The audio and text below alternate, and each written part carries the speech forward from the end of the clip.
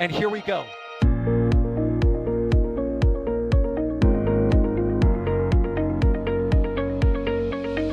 have liftoff.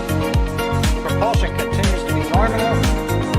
RCPA chamber pressure looks good. Doubling up. Roger, with planet.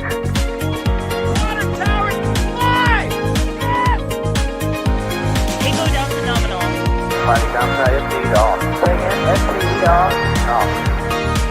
It's orange! 145! Oh my god! Oh my god! Decollage. Put that in the big bag, Jingle. 343 unfolds to go. Indeed. We rise together, back to the moon and beyond. If there's methane, it'd be igniting in the flare, correct? Yikes. You good? We don't need any more of these.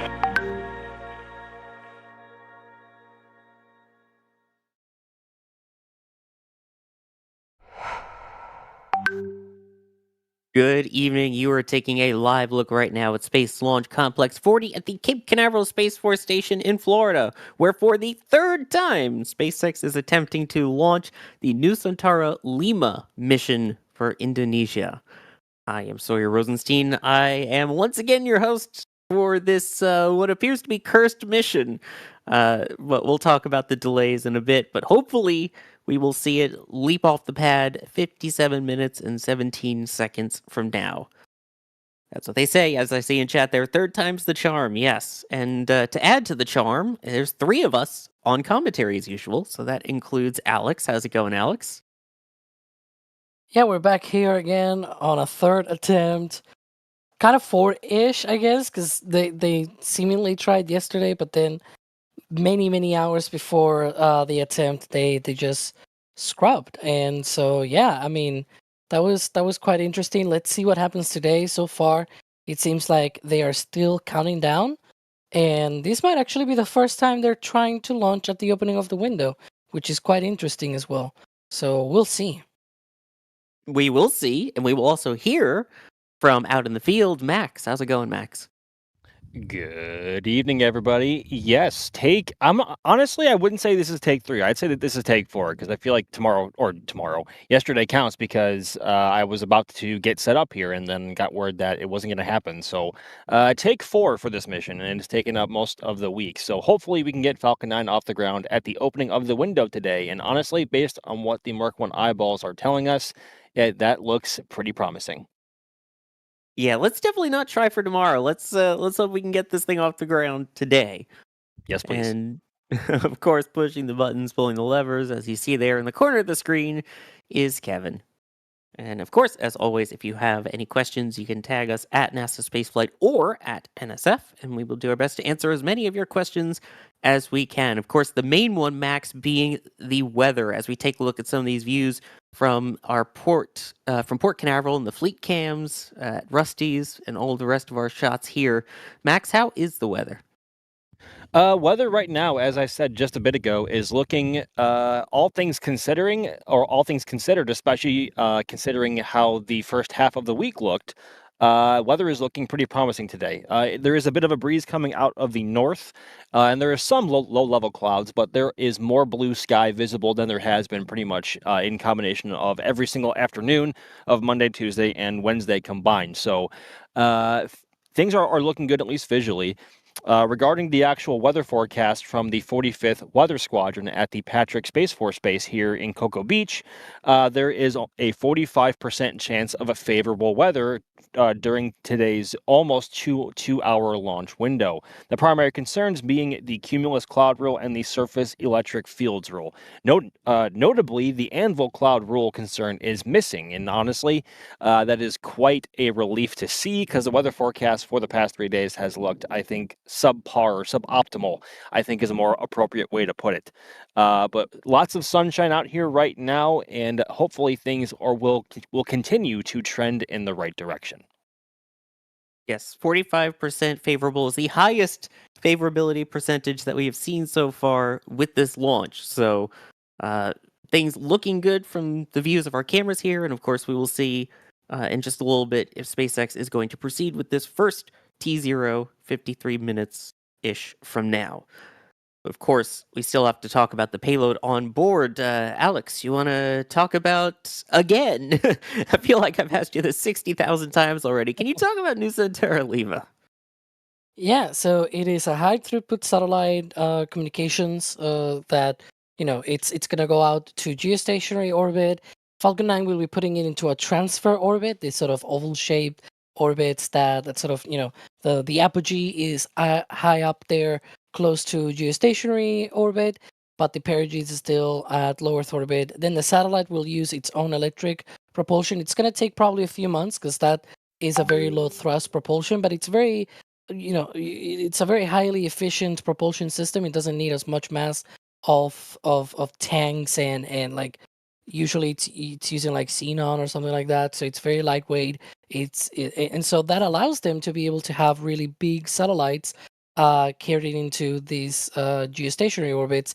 In this case, the satellite is like 6 metric tons in mass, so it's a very huge satellite. It's got again, it's one of these that are dubbed high throughput satellites because they are essentially fitted with really huge antennas and different transponders and different bands of frequencies and whatnot that are allowed that will allow it to be able to transmit at really high speeds. I believe this one in particular is aiming for 160 gigabit per second capacity, essentially between all of its different transmissions and whatnot. But that's one of the big things of these bigger satellites is precisely that they are fitted with these huge antennas that allow them to be able to do multiple things at really high throughput compared to other kinds of geostationary satellites. But that's one of those. This is for Indonesia. This is for Pacific Satellite Nusantara. There have been a few of these already launched on Falcon 9, such as Nusantara Satu, also known as PSN-6. PSN standing, of course, for Pacific Satellite Nusantara. That's the name of the company that operates these satellites. And then they also launched as well Satria a few years ago on Falcon 9 as well. All of them being Indonesian satellites. So yeah, not the first rodeo for this company to launch these satellites on Falcon 9, and definitely not the first rodeo for this booster because it's flying for the 23rd time today, and it's going to be landing offshore on the drone ship, of course. Excuse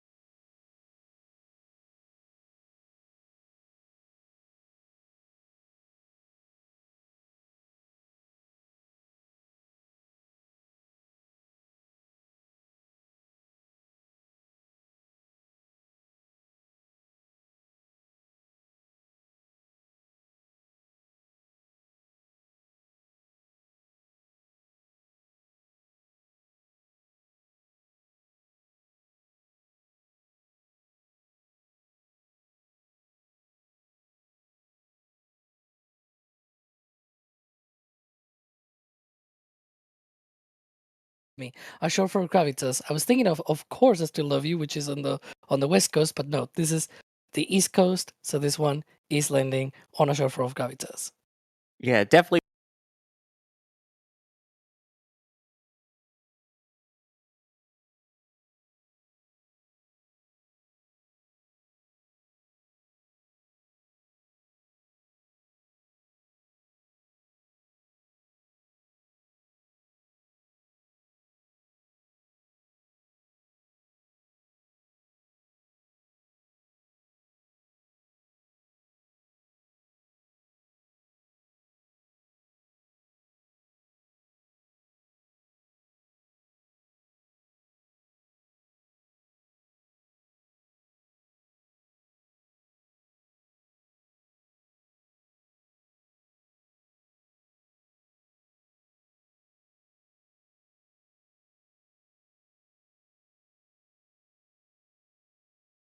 Wrong coast.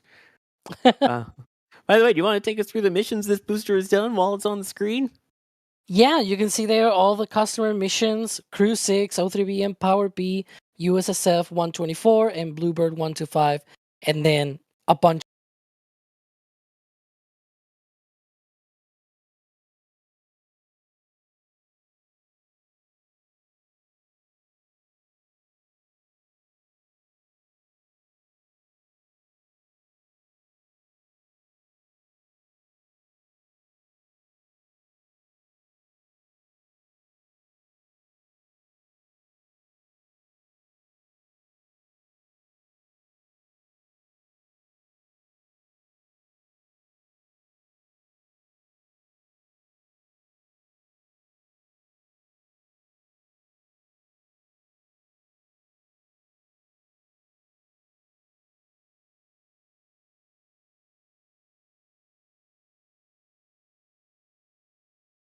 of other Starlink missions, beginning with 6.4, 6.8, 6.16, 6.31, 6.46, 6.53, 6.60, 10.2, 10.6, 10.13, 6.76, 12.6, 12.9, 12.16, 6.72, 6.84, 12.26, and 10.26 today. It's gonna do another customer launch to sort of break the pace there with all of those Starlink missions, I guess. But yeah, lots of satellites that you can see there already. 437. So with this mission, it'll be 438 once it's launched. So there you go. Also, shout out to Kevin for finding a way to get all of the Starlinks listed on there individually as opposed to just and 18 other Starlink missions. Yeah, you can see some of those stats on Next Spaceflight, which of course is a website and an app that you can use to find all of the latest info on launches, times, learn about these missions, find some of these stats, and find out for yourself. And of course, if you are using the improved mobile app, certain launches you will actually see a virtual trajectory with data powered by Flight Club that you can use to kind of see where this launch is going to be. Which, Max, if people do want to see this launch, what is the trajectory for tonight? So because Falcon 9 is heading off to a geosynchronous geostationary transfer orbit, it is essentially traveling straight east. So whether you are north or south of the launch pad, you should have an equally amazing view depending on how far from the pad you are.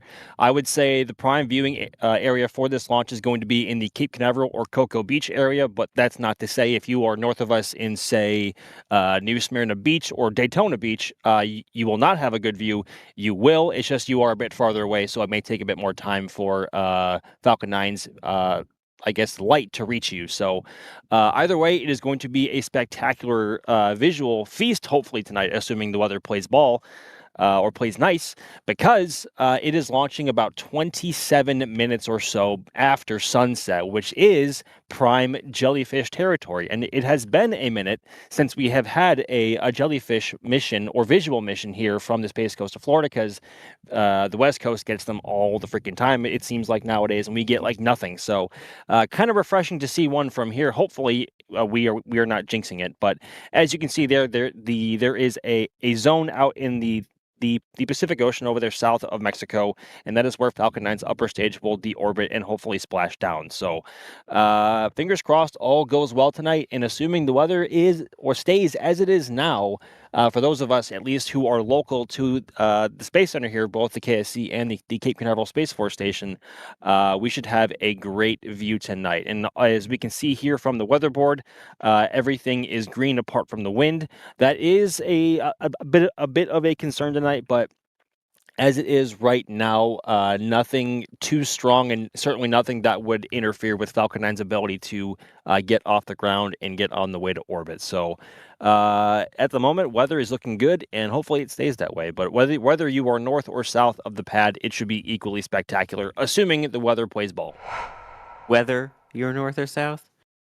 Ha. Ha ha. Ha. I'll give you credit for that one. But yeah, anyway, it would be nice to actually get to see the jellyfish effect, as you were pointing out, which we were talking about this before we went on the air. With a Starlink mission, 25 minutes after is really pushing the edge of when you might be able to see it. But this one is going into a slightly higher trajectory because it's going to geostationary transfer orbit versus the much lower, 150, 200 kilometers-ish that we're used to seeing when the engines shut down after the first burn. So Correct. hopefully that plays well tonight. Let's see here. Let me thank some people and we'll get to your questions. Otto, thank you for becoming a PadRat member. Raptor Engine, thank you for becoming a PadRat member. I love the names our community has. Robert Keeper upgrading to Red Team membership, and Hal Snyder upgrading to the highest level of support that NSF offers here on YouTube, Flight Engineer. Thank you so much for that. You get the Discord. You get your name in the larger font at the end of the NSF Lives and the Flame Trenches, of which, don't forget, Flame Trench is tomorrow. And of course, if we ever build a parking lot, you will get a VIP reserved space with your name on it. So thank you so much for that. And we promise it's not going to be like Disney where you have to park 20 miles away. It'll be closer than that. And Sherry, thank you as well for the $10 super chat. Very much appreciate it. So let's get to some questions here. Here's one from Mechzilla, and I'll throw this to you, Alex. They're asking, when a flight is S-worded, as they put it, what will they do to the rocket between its launches? Well, I'm guessing they probably inspect a few things, look through the data, especially if there's been any propellant load and things like that, like we saw the other day. Then they probably also go through the data and make sure that everything was in check, because of course you loaded propellants on the rocket, right? Things got very frosty, very especially the COPVs, for example, probably were also loaded as well. So all of those things need to be checked out. Need to make sure that there was nothing wrong with the rocket or anything like that, or the ground systems. And so that's probably part of the process that they do. Other than that, I'm not sure if they do anything other than, I guess, also refueling the commodities on the ground tank farm, right? Because I guess, some of that can also boil off as well, especially for the liquid oxygen stuff. Some of it gets lost to boil off. So then you get to, also deal with that. But yeah, apart from all of those things, I don't think there's much to be done. But yeah, that's pretty much what it will seem to me, at the very least, to be what they do. Right, and obviously, yesterday, whether it was weather or very likely they saw something on the rocket and were like, you know what, let's wait. Obviously doing their checks, doing their inspections after these attempts. And that's the other thing also. It's not like Starbase where we could see all the public roads, given that this is, our cameras are located on government property here, or at least, inside NASA there. We don't really get to see a lot of commodity trucks going to Pad 40, which is all the way over at Cape Canaveral Space Force Station. So, the commodity trucks do come rolling in. It's just easier to see them down at Starbase than it is here. Again, like I said, I love the usernames here in our community. I'll get to that question in a moment. We'll actually have Max answer it. But first, hi, Max. Hello. Can you kind of talk us through our behind-the-scenes setup here of what you got set up for tonight? Yeah, just have a couple of our usual live streaming cameras up here. I have the Panasonic BGH1 off to my left immediately. That is going to be the primary tracking camera for this evening, and that was the super tight focal length you were seeing on your screen just a moment ago. And then to the left of that, we have one more Panasonic broadcast camera, giving y'all a bit of a wider angle for tonight. And behind that, on the other tripod, is my big 60-600 lens from Sigma that I may or may not actually use, because I'm still undecided whether or not I should try for a streak shot tonight, or if I should go for super tight stills.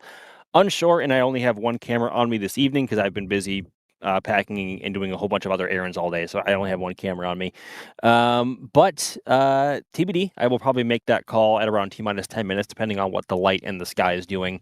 But yeah, that is what we have set up for tonight. Nothing too crazy. This is our usual setup here, and hopefully the views suffice. But looking good, and hopefully these views will come across well to everybody who's at home. Yeah, it really is. It is tough because for especially a jellyfish, you can see the wide plume expansion in a streak shot, but you Yep. can also really amplify it with, mostly fully zoomed in and see the true jellyfish part of the effect versus the whole course of the jellyfish forming and evolving. So, Affirmative.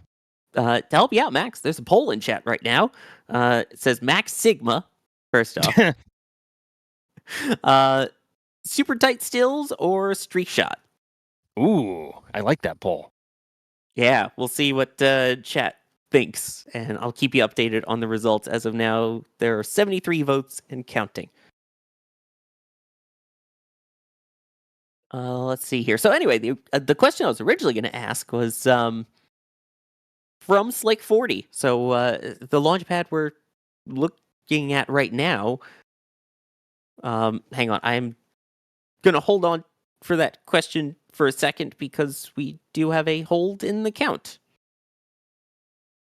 So Oh dear. that may make your decision a little easier, Max, tonight. I mean, you'd think, but assuming this goes 15 or 20 minutes later, or even a half hour later, I'm still kind of undecided on what I would do. Depends on what the clouds do. But probably depending on how far this slips, we may or may not be out of the jellyfish zone, unfortunately. And again, Alex, they have a decent window for this. It's not like they're done for the night now or anything. Yeah, they were targeting the opening of the window at 7:59 p.m. and they have until 9:56 p.m. Eastern, so nearly 2 hours. And it And- seems like we have a new T0. 30 minutes. Yep. So 8:29 p.m. Eastern Time, 30 minutes after the original planned T0. Of course, we're still here. We're still going to be covering the launch. And now the clock in the upper left has been updated and is accurate on the exact timing here. Let me thank some people because the support has been absolutely spectacular as we wait for this. Mike saying, hoping for a nice view from Kennedy Point. Ooh, fingers crossed for you there. Robert Keeper gifting 10 Red Team memberships. Thank you so much for doing that. Really appreciate it. And if you got one of those memberships, definitely give them a shout out. Elon Tusk becoming a Capcom member, so hopefully we will see you in the Discord. Echo Deal saying, I don't think swords are approved cargo for space. Yeah, probably not. But Not with I would that say, attitude. yeah, fight me on that, just not with swords. And Patrick becoming a Pad Rat member. And I guess now's the appropriate time to ask this question from John Cook. Alex, is there a maximum amount of time a Falcon 9 can be on the pad without launching? There must be, but if there is, we're probably not even close. There's been Falcon 9s usually on the pad. The longest that I've seen a Falcon 9 on the pad has been for like 2 weeks, 3 weeks, or something like that. Yeah, we are nowhere near any of those limits, if there's a limit at all. Because I have no idea. Other than maybe avoiding some dodgy weather, it probably can be out there for as long as they want. Exactly. Yeah, of course, the weather is always the big question, and it seems like the weather remains a question tonight. A reminder that the official forecast was a 45% chance of favorable weather. Although, with it being less wet out there, Max, how long can a Max be out there? I basically kind of sort of not really live here, so I can be out here as long as as we really need.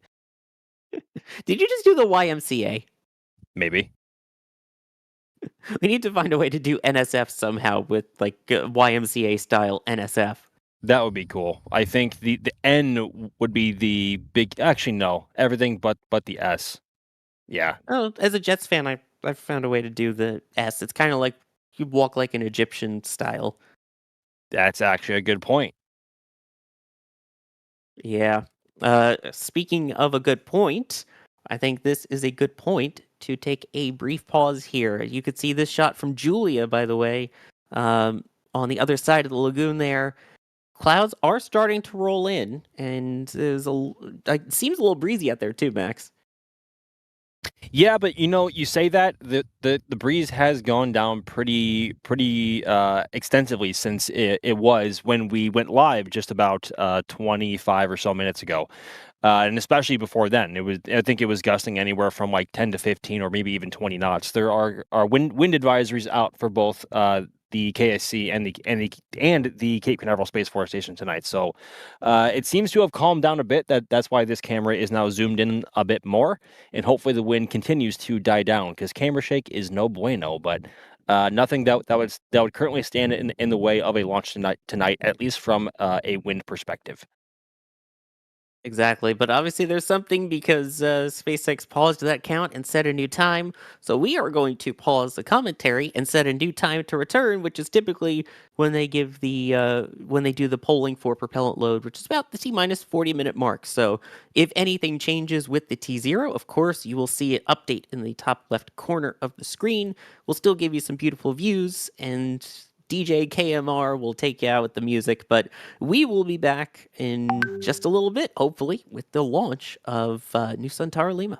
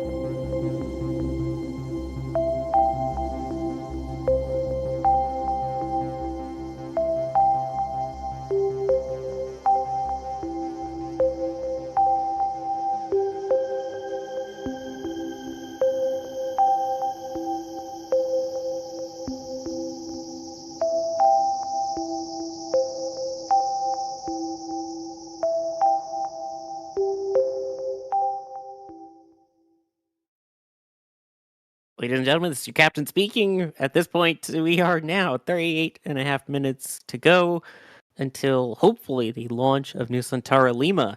We are back with our commentary. Surprised anybody who had us on in the background tab, but welcome back. I am still joined by Alex and Max and Kevin.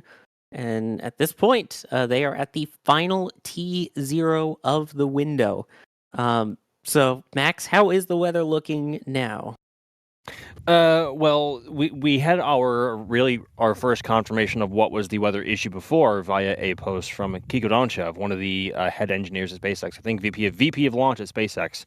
And he confirmed that the clouds were being a bit of a nuisance today, and the Mark 1 eyeballs are certainly confirming that, or have been confirming that. But at the moment, the breeze has calmed down a bit. There is still some clouds overhead, but not as intrusive or as mean-looking as they were before. So SpaceX obviously thinks that the weather may clear up in time because they have pushed this far ahead towards the very end of the launch window, and they have not called it yet. So it looks like they may be trying to get Falcon 9 off the ground tonight after all. Yeah, it seems like they're going to try. And I know one of the things that we've been discussing, Alex, is the fact that there is another launch from this pad scheduled for NASA on Sunday as of right now, and what effect this might have on it. So, any ideas on what might happen to the NG-23 mission coming up? Well, my thinking is if they do go indeed today, which we'll figure out, I guess, in 37 minutes, maybe less than that if they decide to stand down earlier. One of the things is that if they go at this T0, it will be 2 days and 20 hours turnaround compared to the current time for Cirrus NG-23, which is currently scheduled for this Sunday at 6:11 p.m. Eastern. And so that is quite the short turnaround, even for like a Starlink, for example. Like if this was a Starlink instead of Cygnus or something like that, it will still be quite a quick turnaround. One of the advantages that they have is they don't need to change the Stromback, for example. If it were a Dragon mission, they have to change the top of the Stromback to accommodate for a Dragon. They do have to have late load on Cygnus. They have this special hatch that they fit to the fairing half, right? And so they load Cygnus very close to the launch as it is horizontal on the ground. And so they need at least some time ahead of the launch to be able to do all of that processing. So my gut feeling is that even if it launches today, we're probably going to see some kind of delay. But you know, NASA has had a recent Cargo Dragon launch to the ISS. They just launched a Progress from Kazakhstan as well. The Russians did that just a day ago or so. So there's supplies on the ISS, right? It probably is not a situation where they are in a hurry, perhaps, to get Cygnus up on the station. And given the weather, I mean, they might not even be that well, because it's also another, I guess, another one of these sort of late afternoon, early evening launches, right? So considering the weather in Florida around those times of the day, especially in this time of the year, they probably are not in a super duper hurry, I guess, to also get that off the ground. But I can see a delay, even if today's Nusantara Lima launch happens in 34 minutes and 45 seconds. But Alex, why are they choosing to launch at these stupid hours? Why didn't they just launch earlier or later in the day and get good? Well, it's just part of the mission restrictions. Geosynchronous transfer orbit launches are less constrained than when they, for example, go to the ISS and things like that, because those have to be timed when the orbit of the ISS goes above the station. Above the launch pad, not the station.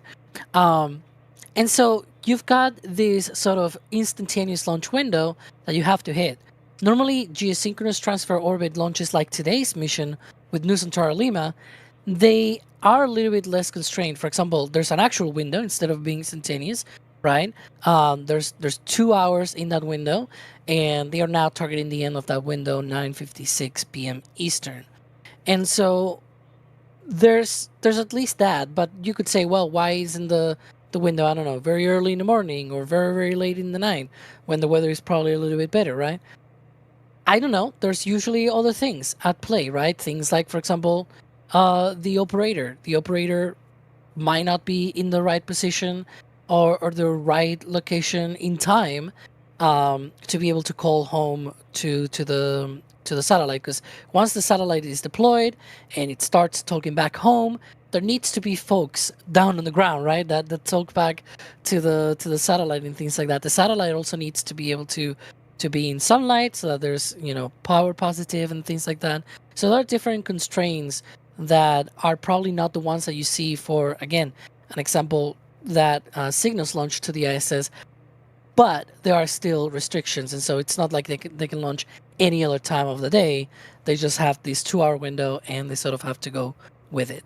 But we'll see.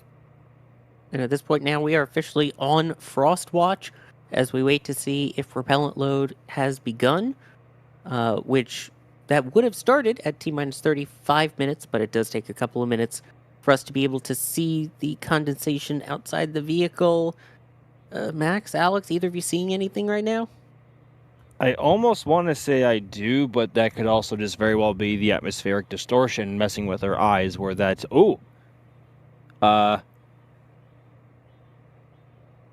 maybe, or maybe that's just the white line you were seeing there at the very bottom of the LOX tank is where SpaceX wiped away some of the soot to inspect one of the weld lines there. So that in combination with the current atmospheric distortion that we're seeing is kind of playing tricks. No, I see vapor there. I definitely see vapor. You guys see that? At the top of that Yeah. white line, yeah. Okay. They are doing it. They're going for it. Yep. All right. So they are going to try for the count. So at this point, obviously they've been committed to this T0 beforehand because this is the final one of the window. But now they are officially committed with tanking underway. So in terms of what we have next in the countdown, right now they'll begin loading the RP1, the rocket propellant 1, and the liquid oxygen, the LOX, into stage 1. Meanwhile, stage 2 will just start with the RP1 load. That will continue until the infamous or famous or notorious, whatever, 20-minute, 20-second vent when they will begin the LOX chill down. And of course, the liquid oxygen load in stage 2 should begin at T-minus 16 minutes or so to go until launch. And there is that timeline that you see there. So we are officially ticking off things on the timeline now, and hopefully taking off towards a launch just over 30 minutes from now. A reminder, as we continue, if you have questions, you could tag us at NSF or at NASA Spaceflight, and we'll answer some questions as we go. But I do need to address the super chats that have been coming in for the last 90 minutes here.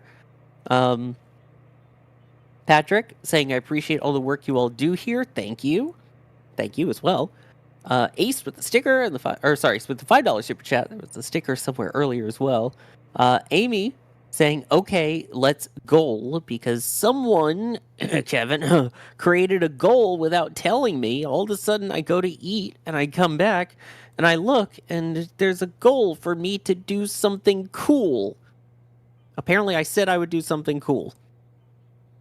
And yeah, so then Amy coming in saying, yes, we want to see Sawyer do something cool. Crispy, oh, here we go.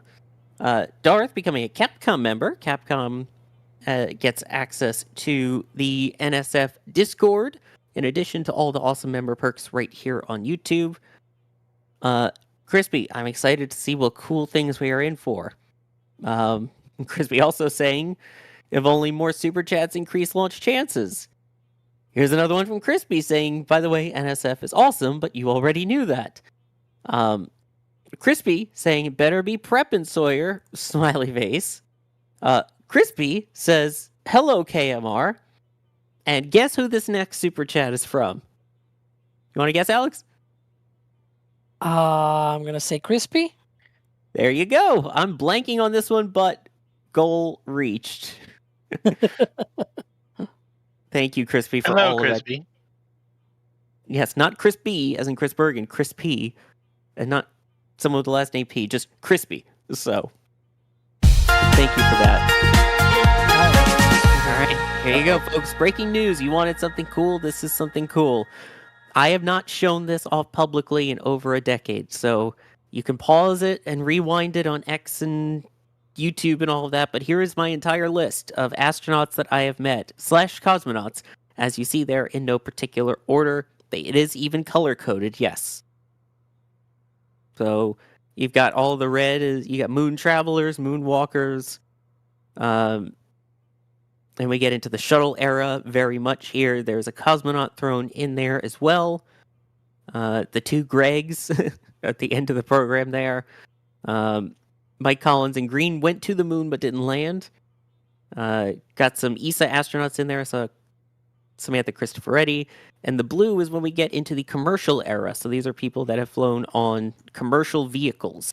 So I'm not necessarily saying astronauts at that point. That is very much the people who have flown to space per commercial rules there. So there you go.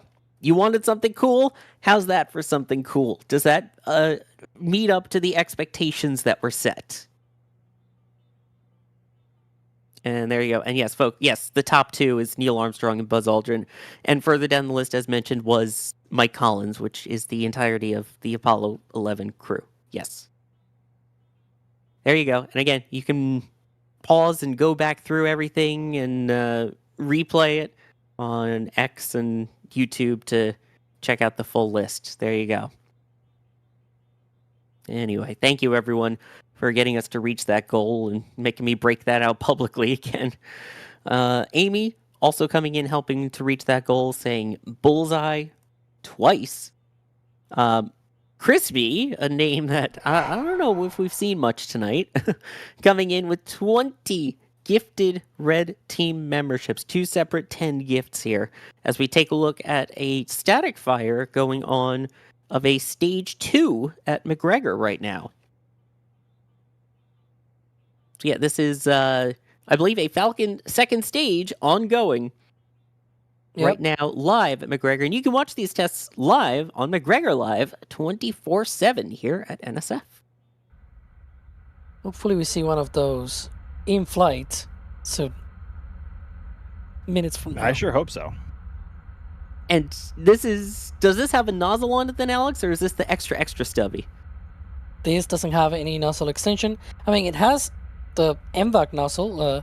It's like a very, very short nozzle, regeneratively cooled nozzle. But yeah, the Navium extension nozzle, it is not installed until the second stage is at the launch site. So yeah, and this is a test site at McGregor, SpaceX's own development and test facility in Texas. Yeah, so it is. That's what I meant by extra stubby, in that it's I not, know. it's a test version, which is really small. I had to explain to the viewers. Oh, I know you did.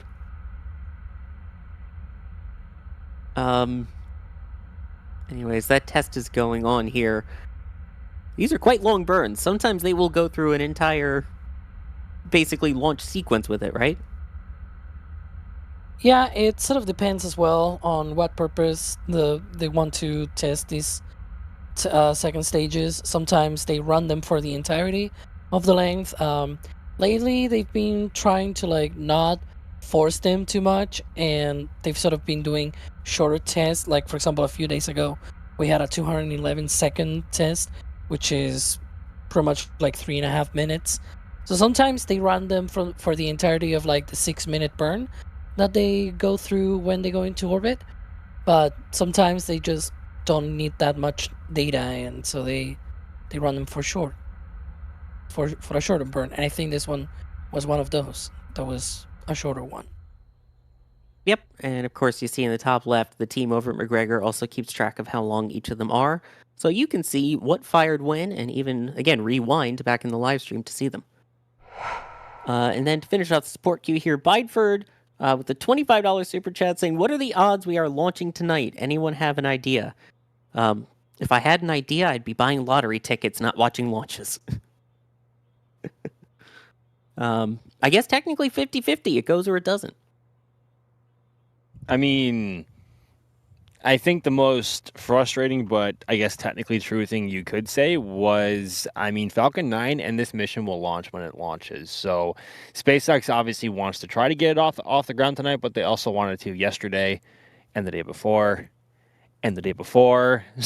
So but honestly, taking one more look back up at the skies again, the skies do look a lot more forgiving, and hopefully the radar and the winds are showing similar data to back up how my gut is currently feeling. So I think tonight has been their best chance all week. So hopefully they can go ahead and pull it off. My gut is feeling like if this keeps delaying, I'm going to need Pepto-Bismol. But anyway, as we see there, some of the forecasts and the radars there, especially for the higher altitudes. Also, it bugs me that even Space Launch Delta 45, even this weather radar loop that we see calls it LC40. It's Slick 40. Anyway, I mean, I think I saw some paperwork along the lines of that launch complexes now on the Space Force side are now technically Launch Complex 4041, and the actual space name in the nomenclature has been dropped. I could be wrong, but I thought I saw paperwork in there that said that they are technically now LC40, LC41, LC37, and so on and so on. I could be wrong. Somebody please fact check me if they can. But still calling it LC40 sounds wrong. You are right. Yeah, so we need Harry Stranger in here immediately to make sure that 36 has the correct nomenclature in front of it. And Spaceboat with the $20 super chat throwing down a launch blessing. Thank you. I think we could use it at this point with this particular mission. Also, worth noting, when we were talking about Crispy, apparently, says, fun fact, my last initial is P. So Crispy last initial is actually P. So anyway, about 21 and a half minutes to go here. By the way, Max, for people that want to go see this, what direction should they be looking for tonight's launch? Depends on if you are north or south of the launch pad. But once the rocket is in the air, now that we are in full nighttime, it should be pretty obvious where the rocket is, considering all you have to do is just find the artificially made man-made sunrise coming up over the horizon. So the rocket is heading directly east tonight since it is off to a geostationary orbit. So the view should be similar, weather pending, whether you are north or south of the pad, also depending on how far away you are relative to the launch complex. Under clear conditions, you can see launches all the way across Florida, all the way down to even Naples, albeit it'll be very, very, very tiny on the horizon compared to what you can see here. But cloud cover seems to be one of the big pains in the behind this evening, and also it has been for the past week or so. So if you are closer, you have a much better chance of seeing it. But overall, it is heading east, so theoretically there should be an even amount of viewing whether you are north or south of the launch pad, which is nice because Falcon 9 likes to fly either northeast or southeast more often than not nowadays. So it should be even split for everybody. And what we should also be seeing evenly right now is the T-minus 20-minute, 20-second vent. Perfect timing, Max, on extending that answer. And there we go. We can see it, which means LOX chill down is underway. So that means that RP1, Rocket Propellant 1 kerosene load is complete on the upper stage. And now they are chilling down all of the lines to anticipate the super cooled liquid oxygen that will be loading into it next. This process takes about 4 minutes. And as a result, you'll see it getting super frosty and venty. Which is why we call it the best vent, even though it's technically a chill down, and it's kind of just the residual of things getting cold in Florida's hot environment. While we're talking about the trajectory, this one is interesting in that we see it looks like a deorbit that ends up in the Pacific Ocean near Mexico. Elliot was wondering when and where can we see the deorbit burn? Because I know some missions, not this one, Europe gets quite the show from stage 2 passivating. Yeah, definitely not this one. The deorbit burn will probably be rather shortly after the deployment, right? And by that, I guess I should probably say it might be like an hour after. That's shortly enough. That's the reentry, by the way. So the reentry happens there. south of Mexico in the Pacific Ocean, but that the orbit burn will happen probably over the Indian Ocean, because it's sort of on the other side. You lower a little bit the orbit, and then after you go all the way around, then you re-enter over the Pacific. It's sort of like, I guess, like Starship launching out of Boca Chica, right, from South Texas, and then it goes all the way around, and it actually re-enters over the Indian Ocean. So the same thing sort of happens here, where the orbit burn is on the other side of the globe, and then it re-enters over there. So one thing is the orbit burn. Probably not a lot of people will see that. It might actually be in complete daylight around there, so it will probably be very, very hard to see it. And then the actual re-entry will be sort of in the Pacific Ocean, as we saw there. So probably not a lot of people will see that either, unless you are very close to the coast down there in Central America. So that's my complete guess. But yeah, when probably around an hour, maybe less after deployment, but it's probably going to be again over Central Indian Ocean, eastern coast of Africa, or things like that, and it's probably going to be full daylight in that area. So probably not a chance to see it. Yeah, it's a bit of a shame with that. It's got to be the right orbit, the right time, the right conditions to get Yeah. the crazy spiral pinwheel look over Europe or wherever you're viewing from tonight. Let's see. Here was one that I was trying to ask earlier. Slick 40 was asking, SpaceX has been yeeting Falcon 9 rockets from Slick 40 for a while now. Max, do they plan to refit it for Starship? Not Slick 40, no. That will remain a Falcon 9 launch pad for the foreseeable future, as it is currently the busiest launch complex in the world, and not to mention the busiest in SpaceX's arsenal in terms of being able to launch Falcon between the 3 pads they have here, or not here, I guess here in the U.S. technically, but they have 2 here in Florida and 1 at Vandenberg Space Force Base in California on the West Coast. So Slick 40 will stay with Falcon 9. The launch complex that will be split between the two for a period of time is going to be LC-39A, because obviously you have the big black fixed service structure there that has been supporting Falcon 9 crew launches for about 5 years now and has been there since the very early days of the space shuttle program in the early 1980s or late 70s when that pad was constructed. And obviously you have that gargantuan Starship launch tower right next to it. So that is the only launch complex currently set to be splitting the duties between both rockets. And then if you want to go farther south towards Slick 37, that is going to be a bespoke pad for Starship with multiple launch complexes and catch complexes as well. So at the moment, I guess TLDR, coming back to Slick 40, that will stay for Falcon 9 for the foreseeable future. Yeah, it very much seems like if they want to do more Starship, then they have other options. Of course, we know 37, we know 39. Potentially, they had looked into something over at 49. So that's always an option in the future. And we'll see what they end up doing. But for right now, again, obviously, we're waiting for that first Florida Starship launch. Hopefully soon, TM. And we'll make sure we get in the air soon as well to continue tracking the progress on Starship at the Cape. So make sure you stay tuned to all of the NSF socials as well, because once we do finally get to do that and the weather cooperates for us, I'm sure you'll see some photos dripping out onto all of the social channels. All right. About 15 minutes to go. Again, that 20-minute event has stopped, so liquid oxygen load underway on stage 2, RP1 and LOX continuing on stage 1 at this point. May see if you need to go into your records for this one, Alex, but Angry American was asking, do we know what the fairing flight record is? Oh yeah, we actually do know about that one. So the fairing halves have actually flown more often than the boosters. The one that currently holds the record is serial number 185, and it has launched 33 times. So right now the booster record is beaten 67 with 30 times already, but the fairing that holds the record for most flights actually has flown even more times at 33. And just like beaten 67, you might remember from a few flights ago, it carried a crown as, a sort of,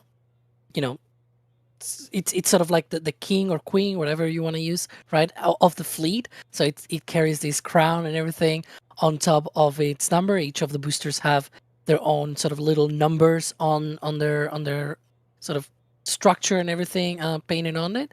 And so they also painted that crown. The fairing half that I just mentioned, serial number 185, also has that crown as well on top of its number. In the case of the fairings, those numbers are located sort of at the bottom of the fairing halves. So it's like 185, and then on top there's like a little crown painted on it. So it's really cool that, it's not just the boosters, but it's also the fairing halves. For this mission, we know that at least one of them has flown for 15 times, and we think it is serial number 191. So another one of those that, it has flown many times, just like the booster. This booster has flown already 22 times. It's going to fly for a 23rd on this flight. So definitely lots and lots of reuses that they get from this hardware. I mean, the only thing that gets expended at the end of the day, is just that second stage there that you see under the fairings. So it's something that they just can pump out really quickly and keep launching pretty much 3 or 4 times a week. It's unbelievable at the rate they're able to do that. Yeah. And to be able to keep track of the fairings, of course, they all have the little crowns on it, as you mentioned. I absolutely love that touch on them. Now, Max, we had a poll running, and we had over 1,200 people voting in the poll for what shot they want to see you attempt tonight. And somehow, 1,200 of you managed to create a 50-50 split. Normally, YouTube will be like 50 to 49% to show that one edged out just a bit over the other. Nope. Dead on 50-50 exact. So, Max, do we have an idea of what the plan is?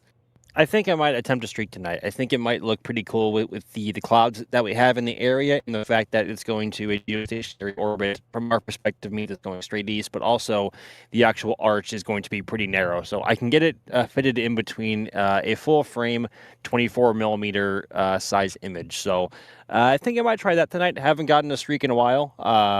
Glass is clean.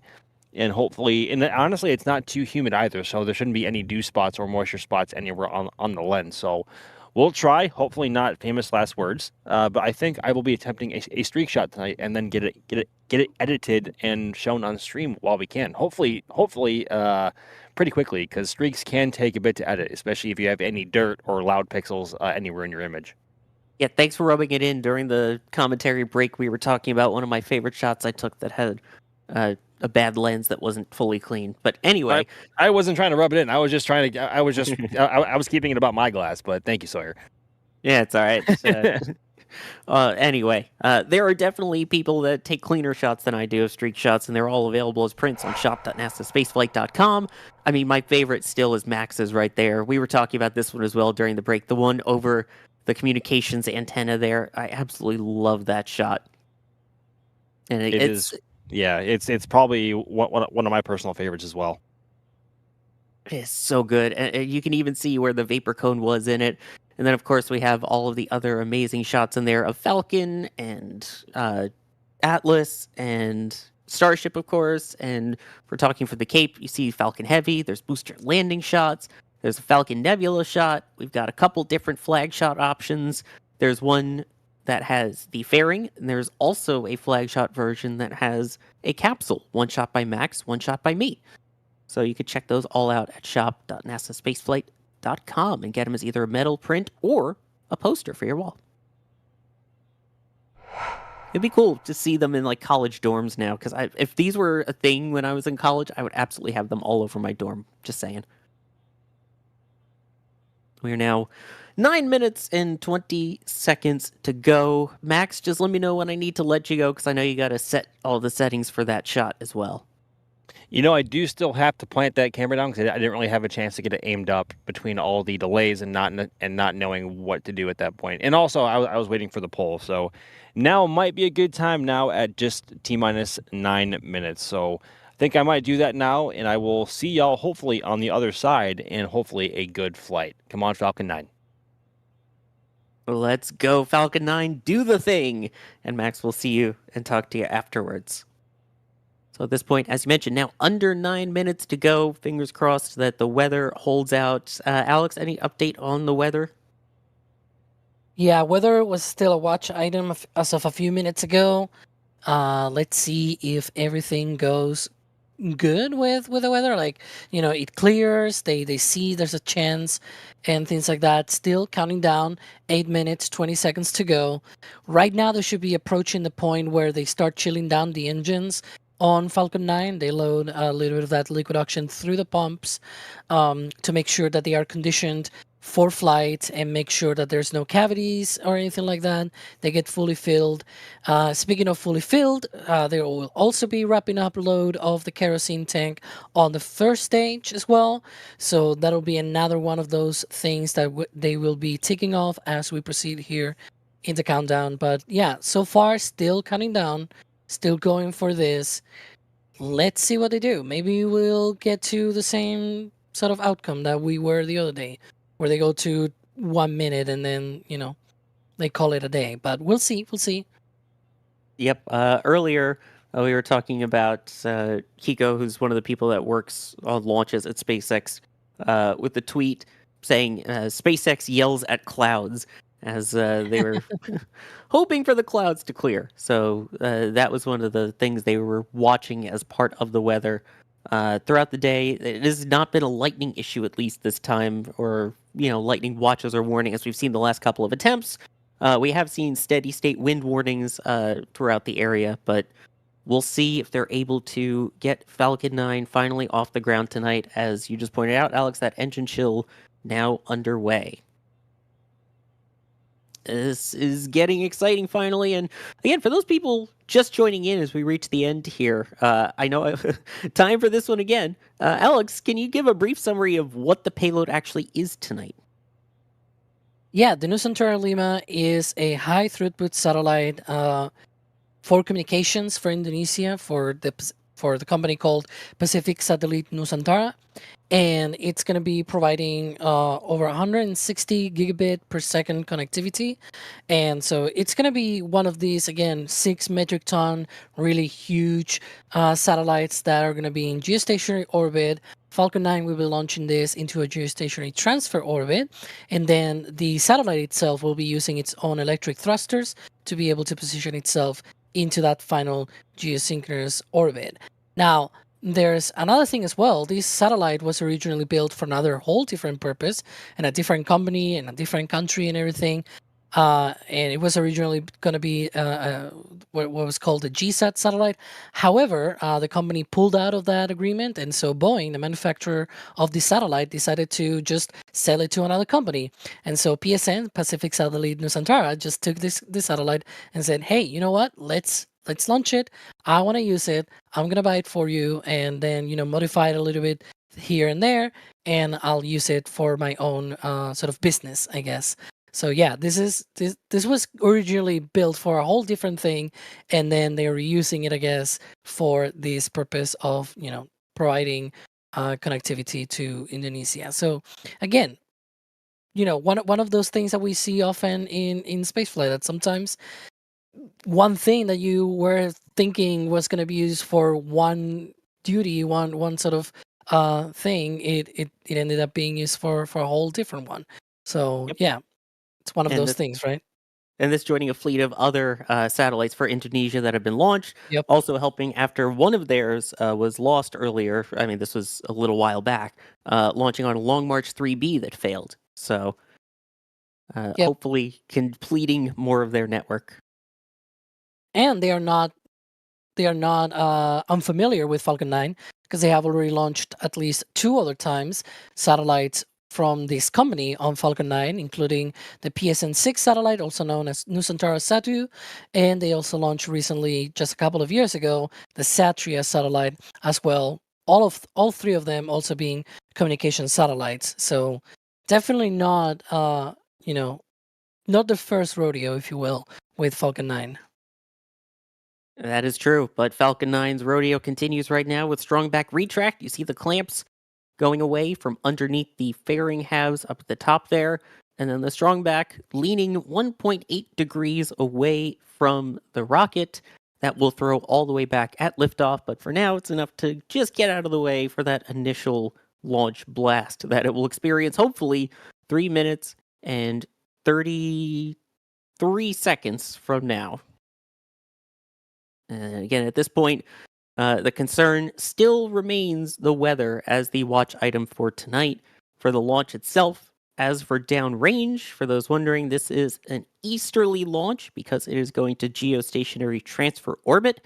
So that means a shortfall of gravitas is located downrange, ready to hopefully catch the booster, or land the booster on it, I should say. And this is B1078 that you see on your screen on its 23rd or 23 or 4. How does the dashes work? This is 23rd flight, right? Yeah, this is a 23rd flight. The number goes up when it lands. Yeah. And for those wondering about the fairing halves, Doug is downrange to pick those up.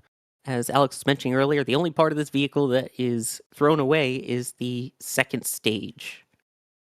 And at this point, stage 1 LOX load is complete.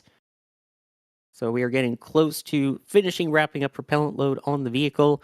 Within the next 45 seconds or so, we should hopefully get notification that all of the tanks are filled, and then they will begin the gas closeout line. And of course, Alex, if you have any updates, please interrupt me at any point. Yep, if something critical is said, I'll yell it just in case. But yeah, still counting down, T-minus 2 minutes. Should be wrapping up liquid oxygen load on the second stage. And that has just happened. There we go.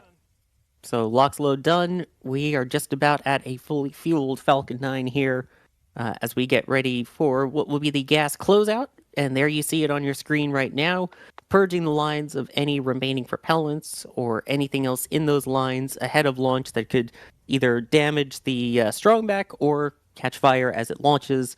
Lots of different things that they watch out for there. 90 seconds to go. At this point, the events that we should see coming up will be the vehicle entering startup, at which point the onboard computers will then take control of the countdown. That means all the onboard systems will monitor the vehicle, and then if something is wrong, it's the vehicle that calls the hold, not a person. Of course, the weather is still monitored by people, but we are at 1 minute to go. Falcon 9 entering startup. Falcon 9 is in startup. There we go. Tanks are also going to pressurize to flight levels, and in just a couple seconds, we will hopefully get a go for launch from the LD if all is go. Go for launch. There we go. They're going to try. 40 seconds to go. So at this point, they are going for the launch attempt. 30 seconds to go. In just a little bit, we will see the Rainbirds activate, which is a water deluge system at the base of the rocket. That will be followed by a green flash, which is ignition using a substance called TTAB, triethyl aluminum, triethyl borane, and then hopefully we see launch. 10 seconds to go. And of course, once it launches, we will be quiet and let you listen to the sounds. But for now, let's wait for those Rainbirds and that engine ignition and liftoff of Falcon 9 and Satria Lima on its way to geostationary transfer orbit. Go Falcon 9, go Nusantara.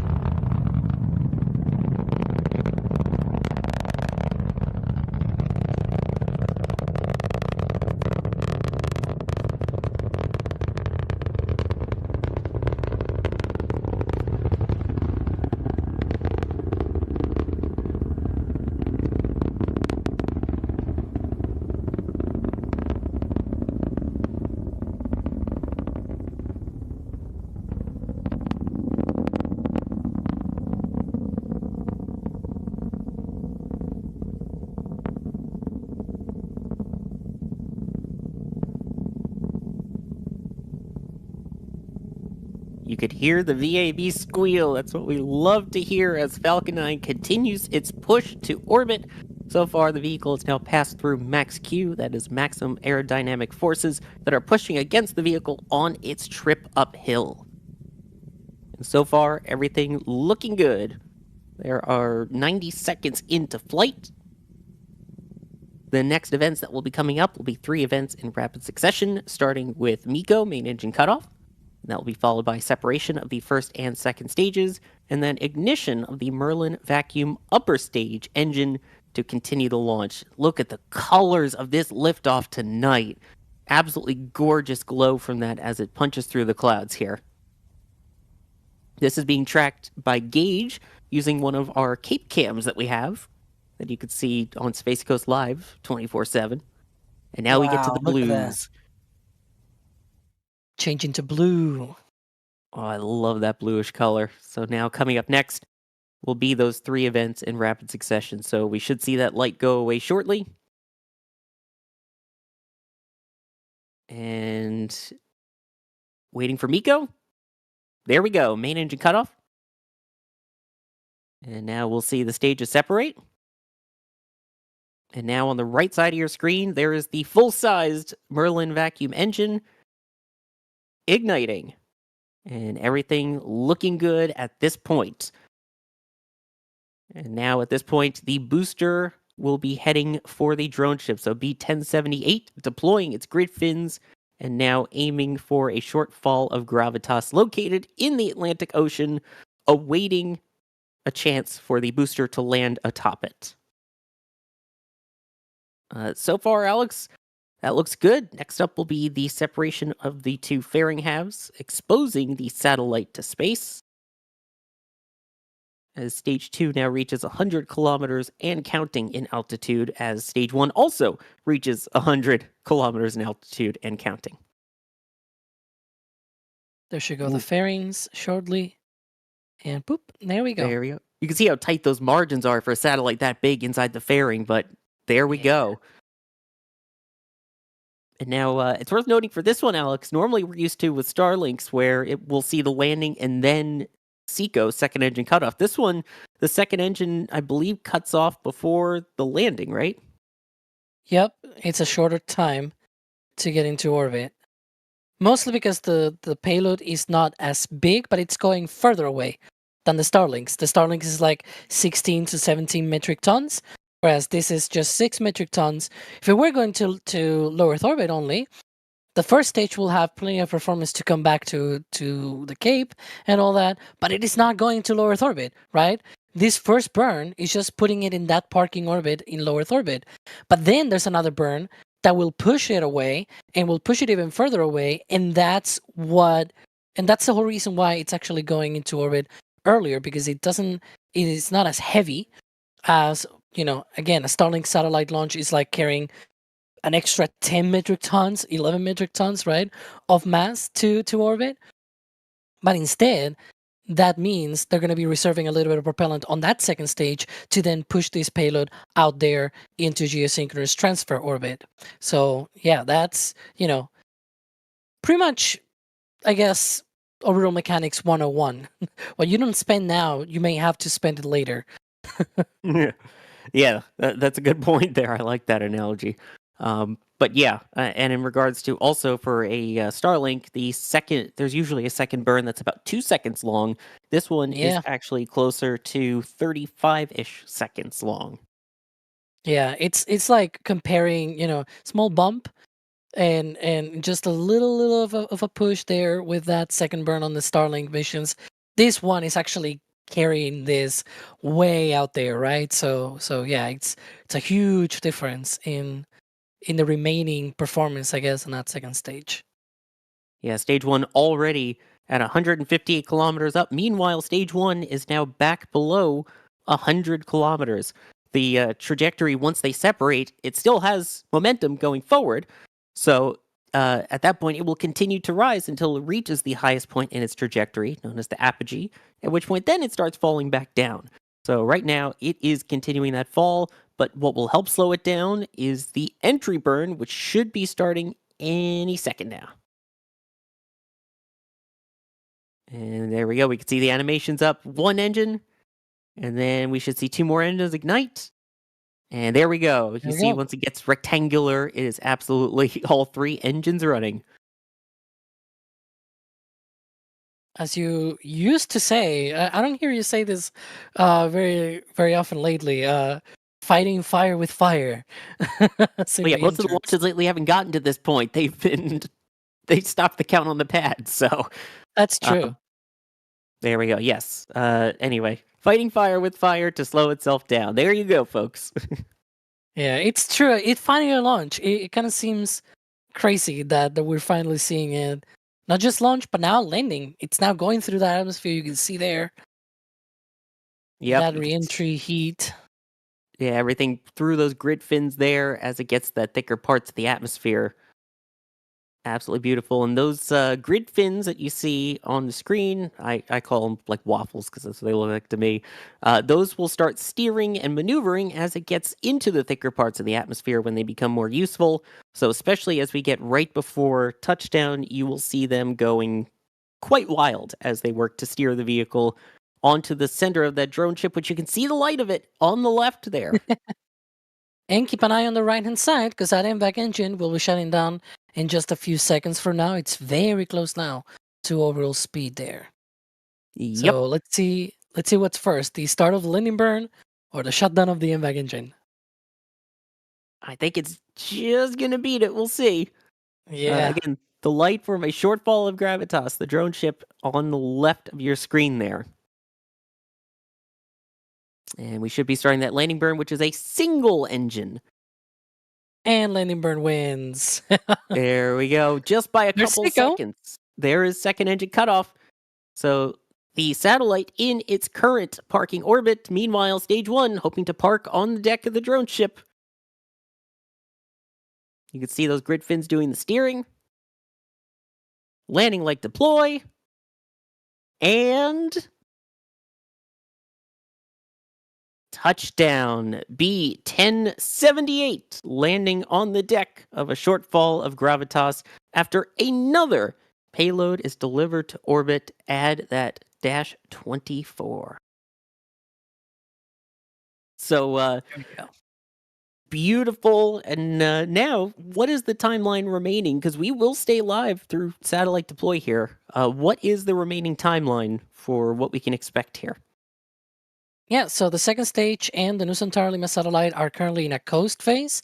They're going to be doing a relight of that MVAC engine on the second stage at T plus 23 minutes and 13 seconds, and it should last for about 45 seconds or so to put the Nusantara Lima satellite into a geosynchronous transfer orbit. About 4 minutes later, then they'll deploy the satellite into that orbit, sort of separated away from the rocket. So yeah, just a few more minutes to go. It's one of those things as well that these missions are not like Starlinks where it's usually like an hour or so until payload deployment. This is a lot earlier. Or for example, like the other day with a transmission from Vandenberg, it was like a couple of hours after launch when they deployed the satellites. So yeah, it's one of those things where these missions are really quick after launch. They are done very quickly after. Yeah. And while the launch has been going on, you guys have been absolutely spectacular with the support. Really appreciate it. But we have the replays coming up too. So stick around. You'll get to see all the launch replays as we wait Wow. for the actual. Have you seen that? What was that? I think that was storms on Earth. Was that lightning? Yeah, I think that was lightning. We'll have to see. Wow. Hopefully they flip back to that view looking up at the satellite. Yeah. I saw that flash. That's why I wasn't sure. If those, yes. Yeah. Yeah, Look at that.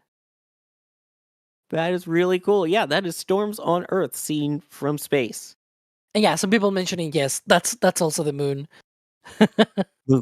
Moon. Moon. Some other people as well asking about the cylinder, like the cylinder thing that we can see on the satellite. That's one of the deployable. There we go. That one sort of over the speed. That's one of the deployable solar arrays that they have. It's one of those rollout solar arrays that they use now. I remember back when those were a novel concept. I was in an office at the Wait, press hang on. site at the Kennedy Space Center, and they were Maybe that was not displaying. it. Sorry, I think that's actually an antenna. It probably is one of those mesh antennas that goes out, but Yeah, still, I was regardless, confused. Yeah. I remember with the Rosas going into an office at KSC and someone had a sample of it. It was so small. They're like, but soon we'll be able to roll these out at massive scale, like on the ISS. I'm like, okay, yeah, sure, cool. Yeah. They're I was now on confusing the it ISS. with other satellites that do have now that kind of solar rollout solar arrays, especially from Boeing. Now they have some of those. But there we go, some replays already of the launch. Look at that. Absolutely beautiful. This from our fleet cams down at the port, atop Rusty's at the port. Great place to grab a bite to eat and also watch a launch and watch all of the SpaceX recovery ops at the port there. This is my favorite part from this as it poked through the clouds, the way it lit up the sky. Again, we call it an artificial sunrise. Now you see why. Just even the effect with the clouds on it, it's spectacular.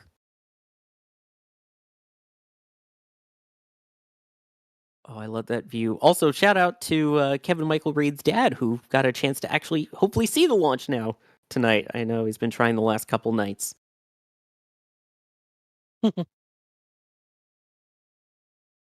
There we go. It's so good. Let's watch it again.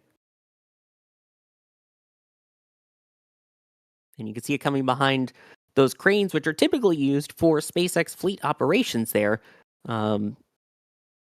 where they will take the boosters after they come in on the drone ship. They will lift them up, fold up the legs, and place them on transporters back onto Cape Canaveral Space Force Station's gate there, and work their way back typically to Hangar X for inspection and refurbishment ahead of its next flight.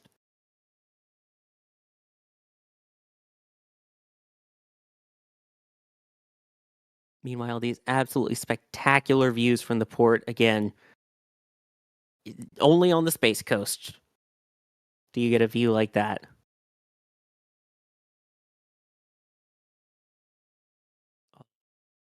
Just soaking it all in.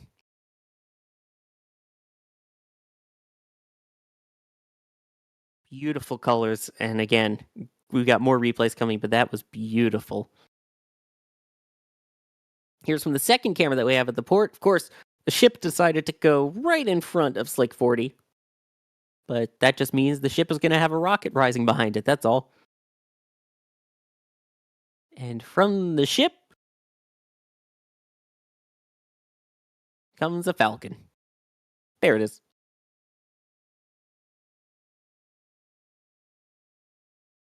Beautiful. Again, sometimes the launches where there's clouds can make it very difficult to see the launch, but at night you really get that glow, so it tells you exactly where it is, makes it beautifully clear. This is from one of our robotic cameras that we have at the Kennedy Space Center Launch Complex 39 press site.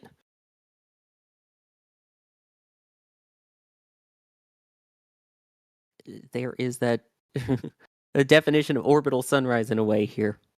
Obviously, orbital sunrise is more meant in space because you see 16 sunrises and sunsets every day as you circle the Earth. But I guess the Space Coast gets 2 sunrises and 1 sunset. Does it count as a sunset if it keeps going up? Wouldn't it be sunrise? Well, yeah, it's a sunrise, but then as the light fades, it wouldn't be a sunset because it's still rising. So it's a sunrise and the sun continues rising. Okay, I can save you here by saying, well, technically then it goes over the horizon, so it's sort of a sunset too? It's just a very tiny light of the MVAC engine, though. Yeah, it's a stretch on that one, I know. And there we go. This is another close-up view of it rising over the tree line. But yeah, regardless, it's quite a sight to see. If you've never seen a launch from anywhere near the Space Coast, highly, highly recommend adding it to your bucket list if you're any kind of a space fan. You want to know something funny from this launch is that we are 11, 12 days into September, this was the 6th launch of the month. So that means they're averaging 1 launch every 2 days. Yeah, it was supposed to be 6 launches in like 8 days, but Yeah. this mission decided to, well, not so much this mission, the weather decided The to not weather. cooperate. Yeah. So if it hadn't been by the weather, they could have probably done even faster than that. Oh, they absolutely would have done faster than that, yeah. And then this is the hand tracking from Max. Hello. Hello, we're about to watch and probably listen to your replay here. Just in time.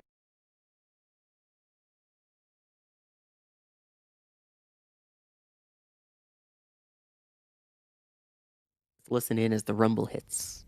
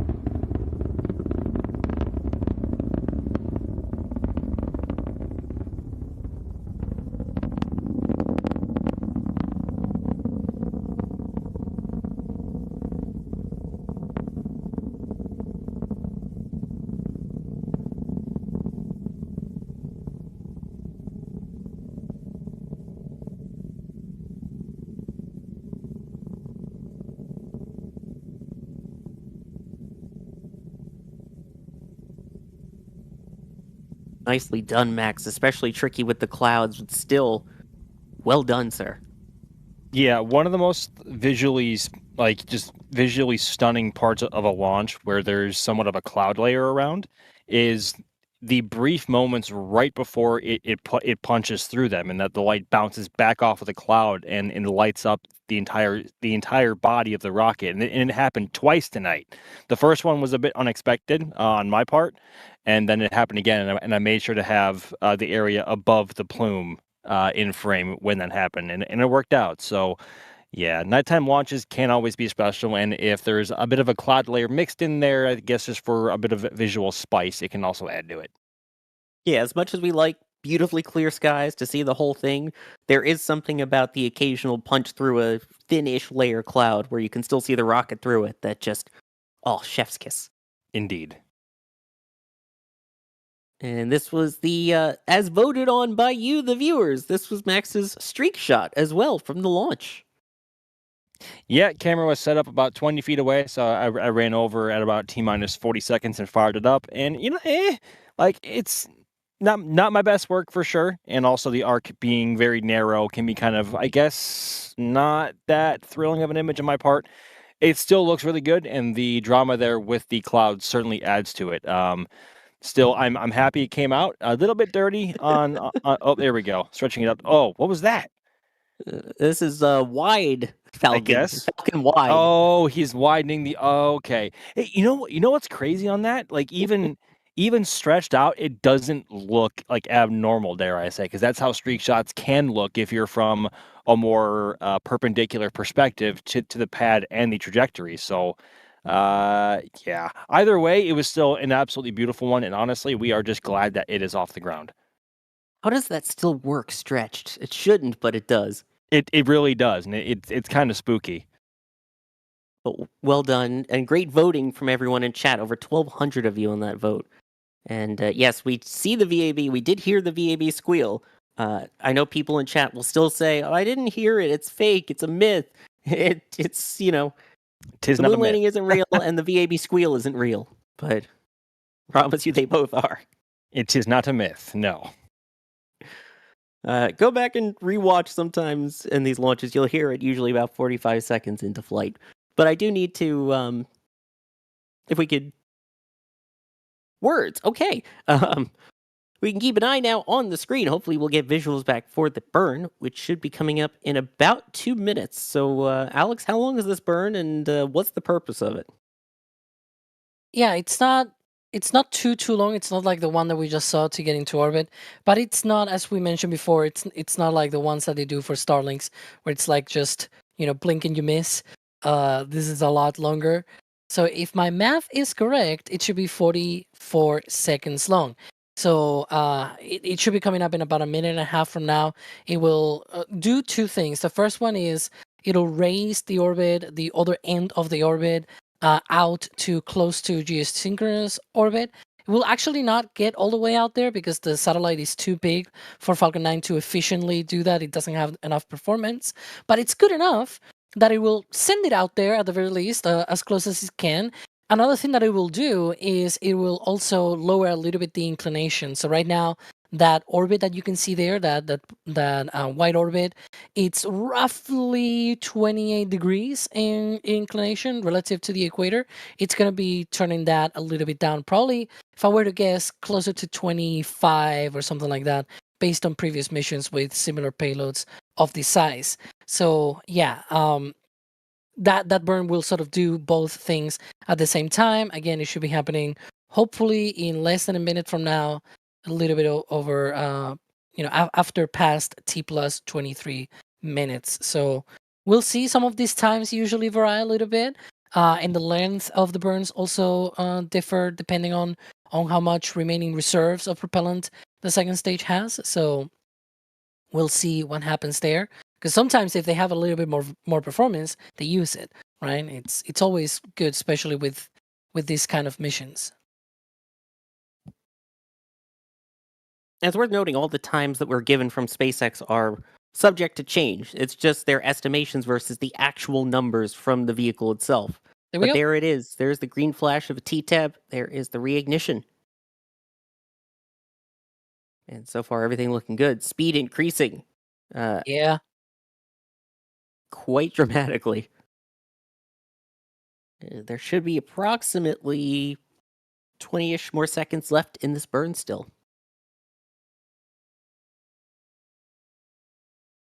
Of course, there's no sound from the vacuum, but the view, spectacular.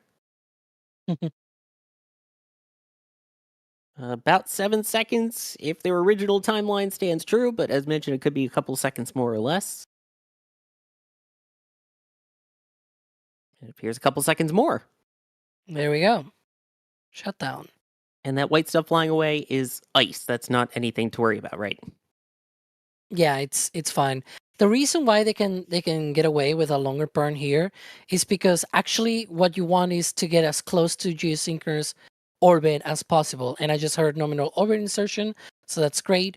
That means the payload is now in the correct orbit. Now what remains is actually separating it. So it's going to be a few minutes here where they're going to be waiting for, all of the pressurization systems and whatnot, all of the tank stuff to get, after this burn, get quiet, so to speak, right? And then they'll be able to release that payload. But yeah, this satellite at the end of the day, it's going to be at this sort of geostationary orbit, which is roughly 36,000 kilometers away from Earth at 0 degrees inclination, essentially an equatorial orbit around the equator, 36,000 kilometers away from Earth. So the closer that you get to that orbit, the better. So if you burn for a few more seconds, that means the satellite will not need to burn as much propellant, and that means it'll be able to reserve that for its own orbit, different adjustments and things like that during its life, which means it's going to last for longer. So the customer will be very, very happy if that were to be the case, right? Yep. And as they get ready for satellite deploy, Max, I know you need to deploy off right now and pack things up there. So thank you for joining us. Pleasure as always, everyone. Thank you very much for coming to hang out tonight and enjoy payload deploy. We'll see you guys next time.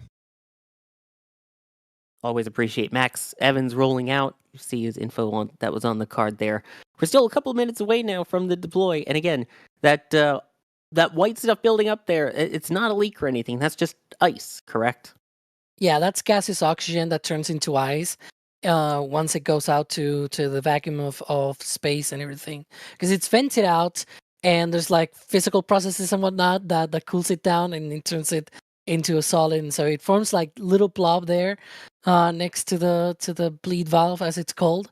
And yeah, that's normal part of the operation of the engine. And there we go, more venting, so that means the ice gets knocked off. I Yeah, so always love that. when it's that small amount, it's totally fine. When it keeps Yeah. growing and growing and growing, that's when That's you're a in leak. Florida for a launch. Yeah, exactly. We saw last year. We saw last year during a Starlink launch. There was a whole lot more ice, and it was coming from the wrong side of the engine. Right? It was coming more from like towards the right here on this view, sort of where that foil thing, that mylar protection is located. That was not good. This is coming from the right side, from the correct location that it needs to come out from. So yeah, and in the right quantity. Exactly. Sorry to throw you under the bus with that one. But we're now about 20 seconds away from deployment, finally, of the Nusantara Lima satellite for Indonesia. I'm sure they will cut to the top part. Alex, how does the separation mechanism work on this? Is it just a push? Is it a spring? It's probably spring loaded. Usually, most of these are like that. Very rarely you see some of these being like frangible nuts, as they are called. Essentially, just pyrotechnics that release a bolt and then the satellite flies away. Sometimes it's just most commonly used nowadays is the other type where it's just springs essentially. Did it deploy or did they hold off on the deploy? I don't know. They're showing now a promo video for whatever reason from Pacific Satellite Nusantara. Yeah, per the original SpaceX timeline, deployment was T plus 27 minutes and 25 seconds. Although, as we pointed out, that second burn did go a little bit longer, which isn't a bad thing, but it could change Yeah. the rest of the timeline. But I've Either that or they got the times wrong, which is usual. To be fair, it's not unusual. Yeah, Tom Jones agrees. Yeah, at this point, we'll have to, we'll see. We'll keep an eye out here to see if we get the deploy. In the meantime, let me take this moment to thank some people. We wait for that. Angry American was teasing a membership giveaway if we hit 2,000 likes by Fairing Sep, which he then super chatted again later, saying didn't hit the challenge this time. NSF by far the best in spaceflight coverage and definitely the most entertaining. Well, thank you for that. That's the goal, is to commentate and to also entertain and inform. And then still gifting one Red Team membership anyway as well. So thank you. Apparently, it sounds like we are now moments away, that extra kick in the burn, adding a couple seconds ahead of separation.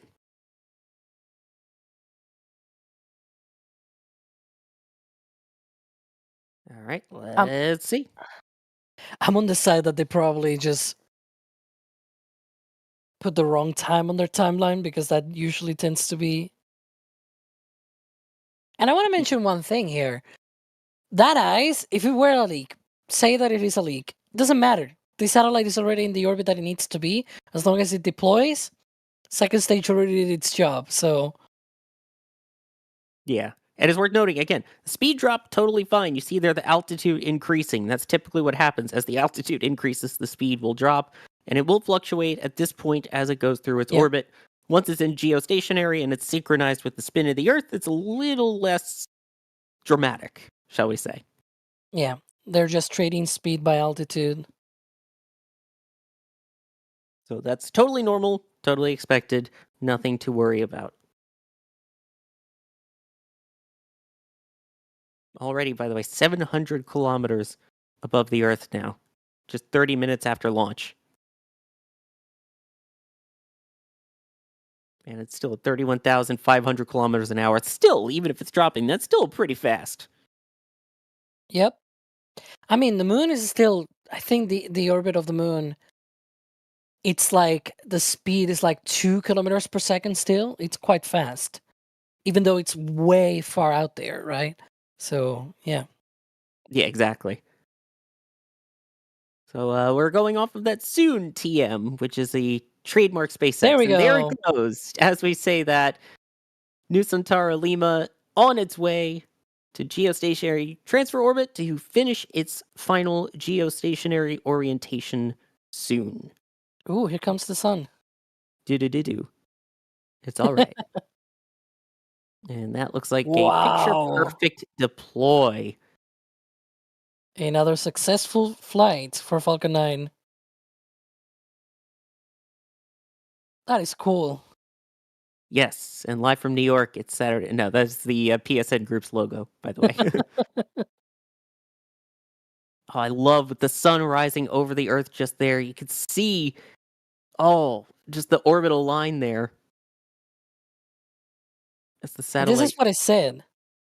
That the orbit burn will be in daylight. So there you go. Oh, and the stage is even drifting to the point where you can see it better. Oh my gosh, this is stunning. Yes, we know you are SpaceX, and we know you're at SpaceX on X. We wanted to see that. We wanted to see the shot. There we go.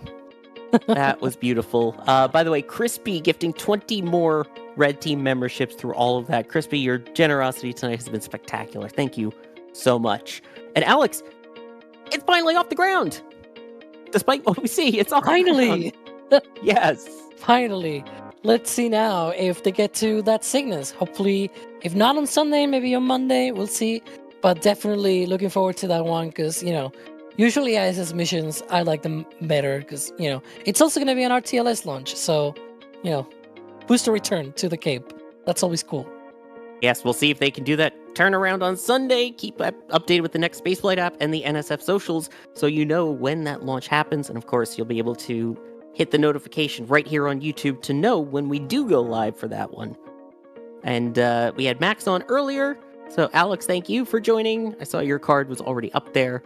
And Kevin Michael Reed been the one pushing the buttons, pulling the levers as we watch this launch replay that Max shot.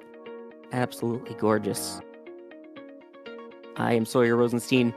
I have been your host for this evening's broadcast. Thanks for sticking with us for all 3 broadcast launch attempts. Third time is the charm, as they say. Appreciate everyone sticking around. And how about next time we launch it on the first attempt? Sound like a plan?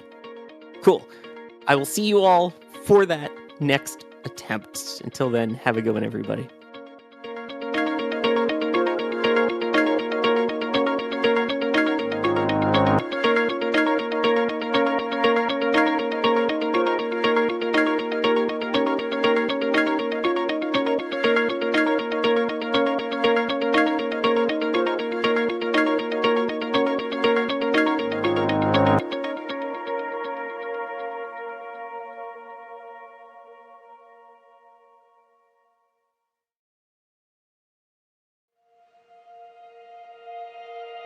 And here we go.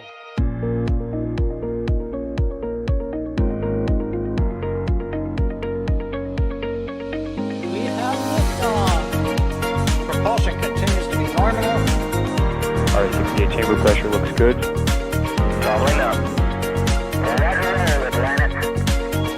Water towers, fly! Tango down to nominal. Flighting down to SPD off. Bring in SPD off.